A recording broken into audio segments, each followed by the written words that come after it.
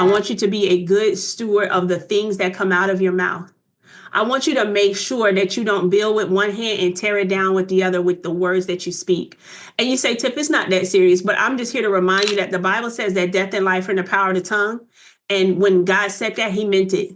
He was not lying. He was not trying to do a poem. It's not a soliloquy. It's not a haiku. Death and life are in the power of the tongue. Whatever you say, you will see it. I promise you. So be very careful when you say, I feel behind. And be very careful when you say, I don't know if I can do this. I don't have real estate experience. And be very careful when you say, I think it's going to take me 2 years to build my business. Because if you say it, you will see it. And I'm just here to warn you and just be the first police officer that you ever meet. In the words police, you will meet an army of them in Reva Nation, because I've been preaching this thing since they met me, and to be a good steward of their words. And the reason why they get so passionate about it, just like me, because they've seen the fruit of it. Here's the first fruit you'll see when you change your words. The physical reaction that your body feels because you caught yourself not about to say something negative and you forced yourself to say the positive. There's a physical reaction. It's like giving your own self a hug. It's like saying you deserve better and better you shall receive. It's like saying, I know I've been beating you up my whole life, but my God, I repent up to my own self, because I probably constructed some things in my life that I didn't have to experience. But now that I know better, I'm going to do better. And I will speak life, even if it hurts, even if I have to grit my teeth, even if it's tears in my eyes, even if in my head I don't believe it. I'm going to speak life anyway, and life you shall see.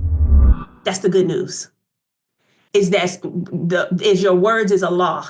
It doesn't even matter how you feel. It does say, the Bible says, hold every thought captive. So you want to work on that. But the first thing you can do is fix your words. That's the very first thing you can do is fix your words. Don't say I feel behind. Why don't you look up what I feel behind means and realize that that's what you just came into agreement with? The minute you speak it, you just signed a contract that says this definition gets to show up in my life and wreak havoc.